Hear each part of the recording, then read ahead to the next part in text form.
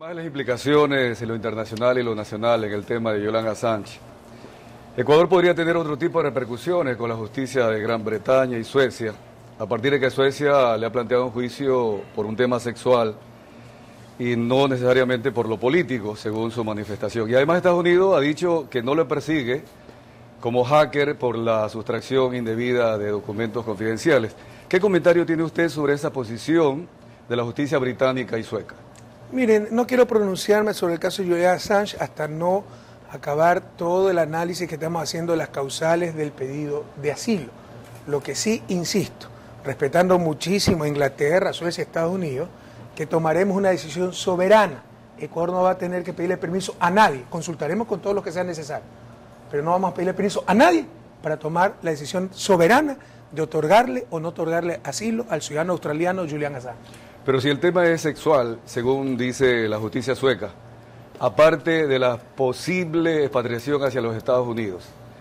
Sin embargo, es un hacker y usted en algún instante dijo que no estaría de acuerdo con cometer algún acto indebido. ¿Sería darle aval a que alguien pueda introducirse a computadores ajenos? Que lo juzguen por hacker y no por violación. Que tenga el debido proceso. Que la pena sea proporcional a la infracción. Pero, por ejemplo, en Ecuador no hay pena de muerte. Si es que corre el riesgo, en Estados Unidos por delitos políticos hay pena de muerte. Si es que corre el riesgo la vida de Assange, esas cosas son causales para otorgar un asilo. Pero insisto, no me voy a pronunciar sobre el caso porque está en estudio. Pero Ecuador tomará una decisión absolutamente soberana en este sentido, como en todos los sentidos, mientras yo sea presidente. En el escenario de que usted decidiera, soberanamente hablando, otorgarle el asilo, ¿qué haría usted si el gobierno de Inglaterra no le autorizara la salida de ese país? ¿Usted permitiría que Julian Assange permanezca en la embajada ecuatoriana, sí o no? ¿Y en qué condición o en calidad de qué? ¿Refugiado, asilado, fugitivo?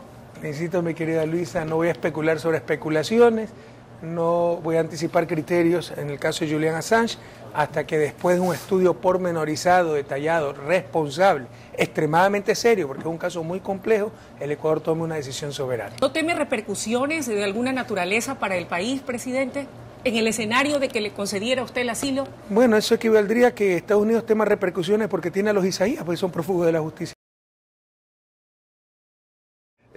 Cuando estamos en la posibilidad, según lo que ha dicho la embajadora Natalie Selly desde Washington, que perdamos en julio del próximo año el ATPDA, esta preferencia arancelaria que permite aproximadamente tener algo así como 400.000 empleos, podríamos perderlo. El no haber negociado con Estados Unidos y Europa tratados de comercio, como dice el gobierno, con desarrollo, en donde se priorice lo humano. Sin embargo, en el campo, según el INEC mismo, la pobreza está en el 51%. Es decir, estamos hablando de familias que viven con menos de $2.47 hoy día en el Ecuador. A eso se enfoca precisamente esta preocupación, señor presidente. Sí, pero eso, ¿acaso se soluciona con firmar a diestra y siniestra tratados de libre comercio? Eso le puede aumentar la pobreza, como pasó en México. Si los tratados de libre comercio fueran la fórmula para el desarrollo, México estaría desarrollado. Tiene casi 20 años un tratado de libre comercio al lado del mercado más grande del mundo. Y vaya vea cómo en ciertos sectores agrícolas, rurales de México, la pobreza no es que disminuyó, aumentó, porque quebraron todos esos agricultores. Es exagerado decir que el ATPA depende en 400.000 puestos de trabajo, que se beneficien, se perjudiquen un poco, pero no es que van a desaparecer 400.000 puestos de trabajo. La importancia de la ATPA siempre ha sido exagerada para empujarnos, inducirnos a someternos a las políticas de Estados Unidos, a firmar estos TLC, pero se calcula que los beneficios de la ATPA serán 50, 60, pueden 70 millones de dólares. Son cosas que si llegamos a perderlas, esas preferencias arancelarias, el país puede compensar de otra manera. ¿De qué manera, a esa deportación?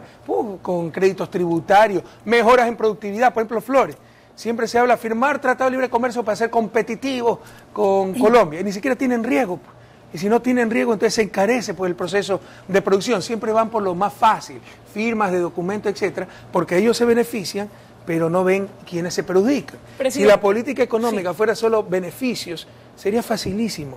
Pero hay beneficios y costos. Y muchas veces los beneficios caen sobre uno y los costos sobre otro. Y normalmente sobre los más pobres. Y hay que tener en cuenta todo aquello. ¿Qué es lo que les quiero decir? El país tiene que aprender ya a vivir sin ATPDA, no podemos vivir cada año con este espada de Damocles, ¿no? Si nos portamos mal, si estornudamos, le quitamos el ATPDA, que hay que ir a renegociar, etc. Si se los pierde, definitivamente, el país puede enfrentar el problema de manera... Lo puede enfrentar, tiene los recursos para hacerlo, ¿no? El tema de Radio Morena, ¿es cosa juzgada, caso cerrado, finiquito, punto final, o existe la posibilidad de una reconsideración? Vea, desconozco los detalles legales. Primero, una decisión que la toma la Superintendencia de Telecomunicaciones, que es autónoma del gobierno. Pero aquí en este país es palo porque boga, palo porque no boga. El ministro de Telecomunicaciones fue hasta llamado al Congreso, amenazado con juicio político por no depurar la frecuencia. Hay un informe de Contraloría que tiene 3, 4 años, a cada rato llamado atención a Contraloría por no depurar la frecuencia. Se empieza a depurar la frecuencia, persecución política. Y se dicen verdades a medias, que se han renovado cerca de 200 frecuencias, pero han tenido que cancelarse cerca de 90 porque incumplían con cuestiones legales, administrativas, técnicas, etc. Entonces, si los señores de Radio Morena se creen perjudicados, vayan a un juzgado, pongan una demanda y la van a ganar. Ah, no, es que Correa tiene tomada la justicia y vienen los pretextos. Vayan a la CID y que revisen pues si se ha incumplido la ley. O sea, pero hay la posibilidad de reconsiderar, de hacer... Yo desconozco los pormenores legales. Lo que estoy claro... Si saben lo legal, usted no tendría ninguna ¿Qué objeción? problema voy a tener? Pues si ni siquiera es mi asunto. Pero lo que es claro es que aquí nadie puede estar sobre la ley, Luisa. Y pueblo ecuatoriano, por favor, eso ha sido la feria de la alegría. Están acostumbrados a hacer lo que les da la gana, porque se creían los intocables, precisamente, porque si usted detiene un conductor, un padre de familia que se pasó una roja, nadie va a decir que es persecución política, atentado a la libertad de expresión. Pero si tiene que hacer que cumpla la ley una emisora, un canal de televisión, ahí sí tienen todas las capacidades para decir persecución política. Presidente, ¿cuántas emisoras más en el país o cuántos canales de televisión estarían en iguales condiciones o yendo por el mismo camino que Radio Morena, de lo que a usted se le ha informado o conoce? Desconozco, pero sí el proceso, y le insisto, se han revisado como 300 frecuencias, 200 se han renovado, pero unas 90 que incumplían claras estipulaciones legales, por las cuales incluso fuimos llamados la atención por Contraloría. La ley es explícita, no es que me retraso 6 meses y luego entonces cuando ya me pillan, pago y digo ya pagué y me están persiguiendo. La ley dice, más de 6 meses de retraso, demora, se tiene que retirar la frecuencia. Lean la ley, por favor. Quiere decir entonces que hay otras que también están en mora y que están incurriendo en irregularidades. Aquí hay queridos amigos personales, que desesperadamente me han llamado, presidente, ayúdame, porque me atrasé, tuve un problema, ya pagué. Yo le he dicho, no puedo hacer nada, es la ley, y la ley es para todos. Sí, sobre el mismo tema de la libertad de expresión, señor presidente, en el proyecto de la ley de comunicación incluye un artículo de la redistribución del espectro radioeléctrico que otorgaría la concesión de 34 emisoras de cada 100 o 34 frecuencias de cada 100 a las radios comunales, el 33% o 33 de cada 100 a las del Estado y 33% a las privadas. Si estas últimas, las privadas, han trabajado 67 años y al momento tienen 85% de la frecuencia, ¿qué criterio, qué valoración o cuáles serían los principios para redistribuir, diciéndole de los 85 radiodifusores hay que reducirse a 33? Bueno, seguramente sería un proceso. Usted sabe que las concesiones son por un tiempo determinado y cuando venzan esas concesiones, pues entonces poco a poco se podrá, si es que se aprueba ese artículo, que yo estoy de acuerdo con ese artículo, ir cumpliendo las estipulaciones legales.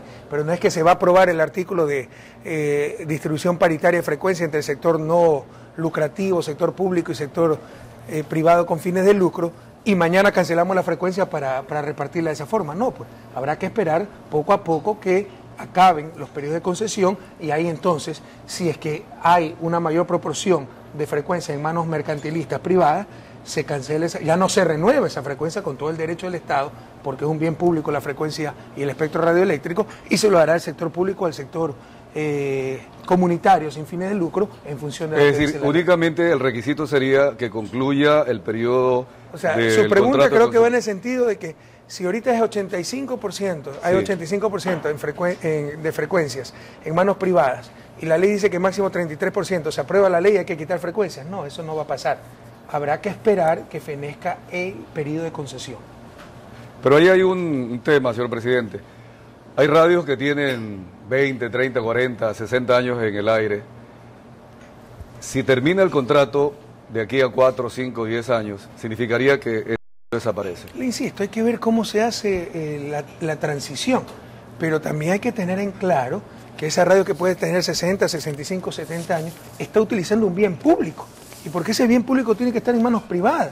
¿Por qué no está en manos de una universidad? ¿Por qué no está en manos de una comunidad indígena?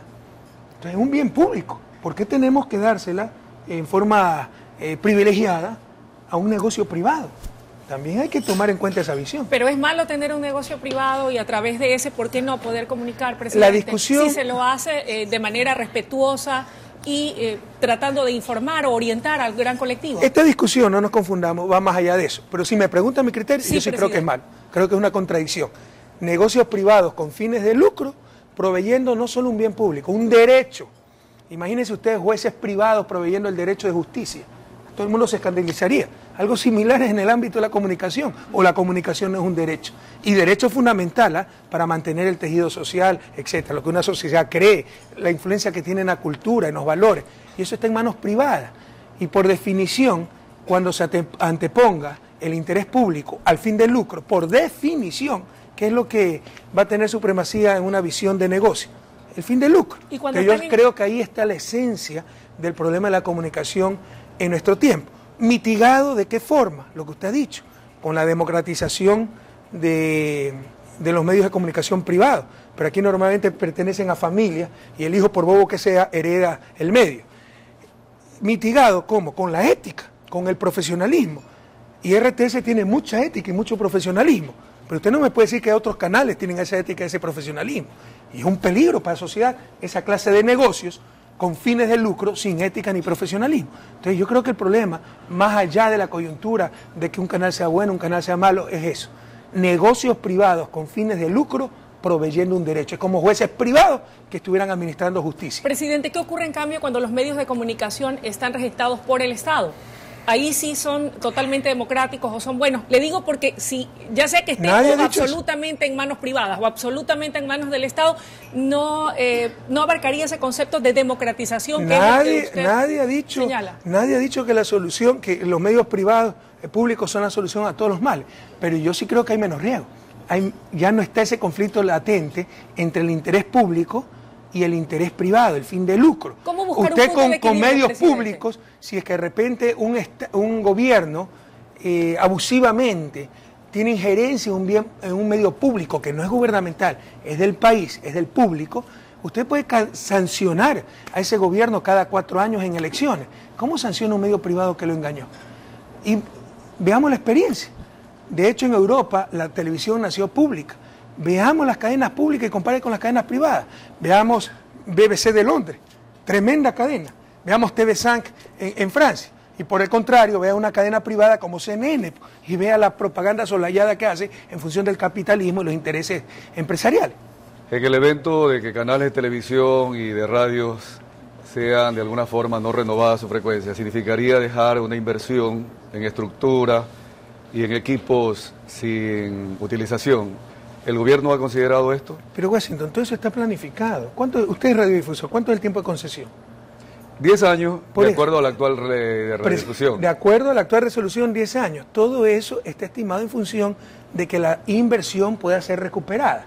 Pero donde apuntan sus comentarios con todo cariño, es decir, bueno, pero como ya tengo el negocio, tiene que ser ad eternum. Recuerde que está utilizando un bien público. Recuerde que hay otras personas que tienen derecho a acceder a ese bien público. O sea, ¿no puede ser vitalicio?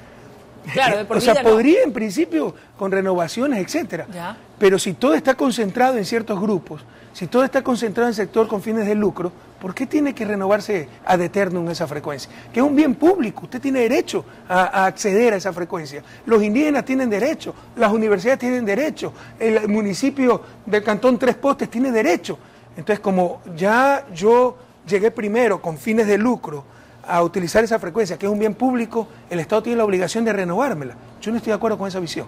Y por si acaso los tiempos de concesión están establecidos para que se recupere la inversión privada. O sea, económicamente no se está perjudicando a ese grupo, a esa persona, a esa familia. Pero no veo por dónde el Estado tiene que comprometerse a darle indefinidamente una frecuencia que es un bien público y que otros tienen derecho también, al igual que esa familia, ese grupo económico, etcétera, a acceder a ese bien público. El Código de Democracia, el artículo 103 que usted propuso y el cual reformó y actualmente está en revisión en la Corte Constitucional, limitaría a los medios de comunicación realizar entrevistas, en todo caso dar a conocer nuevos candidatos y nuevas propuestas ideológicas. Eso no es correcto. ¿Cuál es su posición? Eso no es verdad lo que usted está diciendo, con todo respeto. Puede leer el artículo 103 del Código de la Democracia. Léalo al pueblo ecuatoriano.